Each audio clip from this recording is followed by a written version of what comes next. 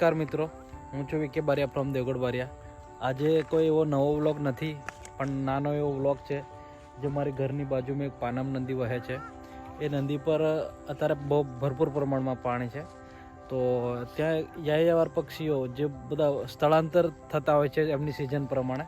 હવે શિયાળાની સિઝન આવી છે એટલે એ પક્ષીઓ સ્થળાંતર કરતા હોય છે. તો બધા બહુ નવા નવા રંગીન પક્ષીઓ આવે છે. તો હું એમને દેખવા માટે આવ્યો છું. પણ હજુ એમનો આવવાનો ટાઈમ 9 થી 10 વાગ્યાનો છે. પણ અમે થોડા વહેલા આવી ગયા છે એટલે એમની રાહ દેખીને ઊભા છીએ અહીંયા ક્યારના કે ક્યારે આવે. હવે તો બી આ 2 મહેમાન આવ્યા છે, 2 બતક છે, ડક. 2 ડક આવી ગઈ છે. અને આ પાનમ નદીનું તમને હું નજારો બતાવું. ચલો, મહેમાન આવવાના શરૂ થઈ ગયા છે, દેખી શકો છો તમે. આ આવે છે, આયા. બસ આ રીતે ચાલુ જ રહેશે હમણાં. અને અહીંયા ભરપૂર પ્રમાણમાં પક્ષીઓ થઈ જશે. મિત્રો, આ પાનમ નદી છે જે રતનમહાલના ડુંગરમાંથી નીકળી અને ત્યાં નીકળતાની હાથે બહુ સાંકડી છે.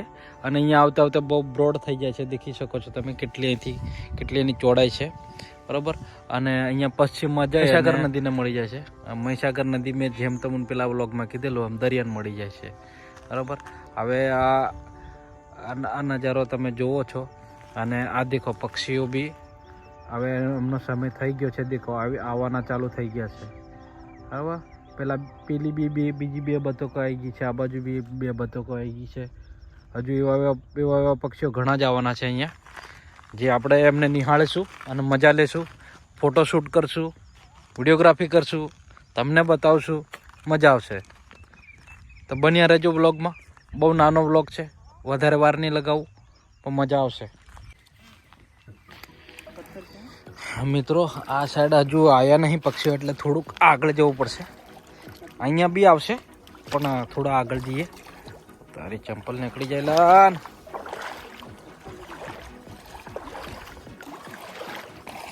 આ બાજુ બહુ ઊંડું છે, થોડી જવાય એવું લા.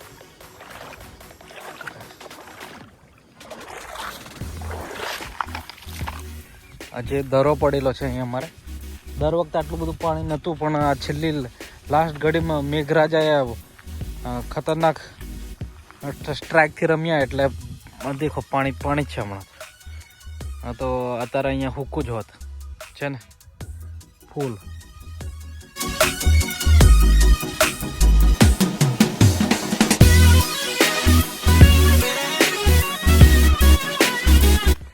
કઈ પક્ષીઓની રાહ દેખીને થાક્યા, તો બીજી જગ્યાએ એનાથી આગળ આવ્યા છે અમે. કઈ? હા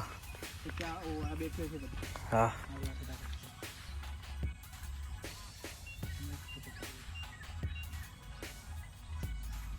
મિત્રો, પાણી ભરપૂર પ્રમાણમાં છે એટલે આવશે પક્ષીઓ, આવશે, ઘણા આવશે. એમને ખાવા માટેનું બધું જ છે અહીં અવેલેબલ. તો મિત્રો, તમે વિડીયો દેખો તો એને લાઈક, શેર, સબસ્ક્રાઈબ કરી દેજો. કેમ કે લાગે એમ અઘરું પડે આવામાં આવીને વિડીયો બનાવવાનું, બરાબર. આ મહેમાન આવી ગયા, દેખો બતક છે. એક સમયે ઘણા જ પક્ષીઓ આવવાનું ચાલુ થઈ જાય તો અહીંયા આપણને નળ સરોવર જેવી ફિલિંગ આવે મિત્રો.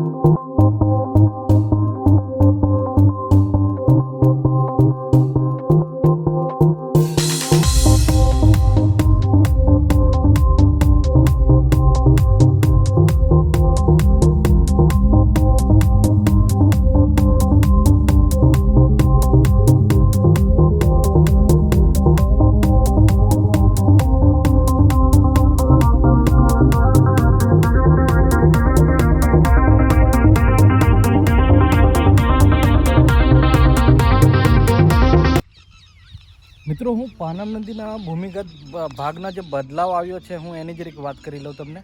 હવે આ બહુ વર્ષની વાત નથી કહેતા, પણ 15 જ વર્ષની વાત છે. આ 15 વર્ષ પહેલાંની વાત છે. જ્યારે અમે નાના હતા ત્યારે અહીંયા આ નદીમાં બકરા ચરાવવા આવતા, બધું જ મજા કરવા આવતા, નાહવા આવતા. તો એ ટાઈમે અહીંયા રેતીના છેક આ દેખાય અહીંયાથી લઈને છેક સુધીનો આખો મતલબ ટૂંકમાં આખી નદીની મેં પૂરી રેતી જ રેતી હતી. અને આપણે એક આવો કાંકરો શોધવા જઈએ ને, આ પથ્થર, તો પણ મળતું નહોતું. હવે એની જગ્યાએ એવું થઈ ગયું છે કે અહીંયા રેતીનો એક કણ નથી દેખાતો. અને આ તમે જોઈ શકો છો, પથરા જ પથરા છે. કઈ રેતી? હા, કેટલો આવજો 10 વર્ષમાં જો આટલો બદલાવ આવતો હોય તો પછી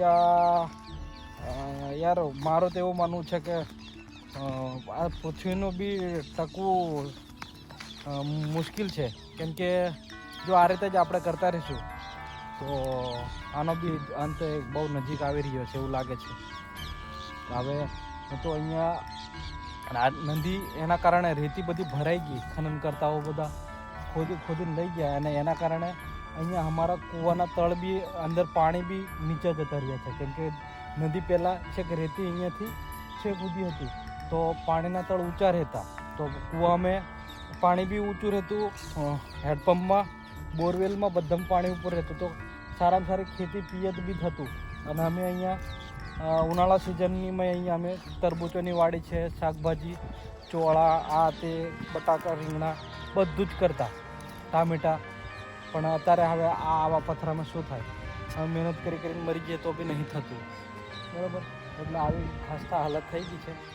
હવે ખનનકર્તાઓનું જ આ એક કારણ છે આની પાછળ. અને એક આપણે જેવા માનવીઓ જે જાગૃત નથી હોતા, બરાબર, કોઈ એનો અટકાવ નથી કરતા, કંઈ જ નહીં, કોઈને કશી પડી જ નથી, ના ચાલે આવું, પછી આપણે આવું જ ભોગવવું પડશે. તો મિત્રો, જાગૃત જે માણસો છે એ જાગો અને પોતાના પ્રશ્ન અથવા તો લાગે કે ભાઈ ના ખોટું થઈ રહ્યું છે તો એની વિરુદ્ધ અવાજ ઉઠાવો. આપણો એક સ્વતંત્ર દેશ છે, વાણી વિચારનો બી સ્વતંત્ર છે.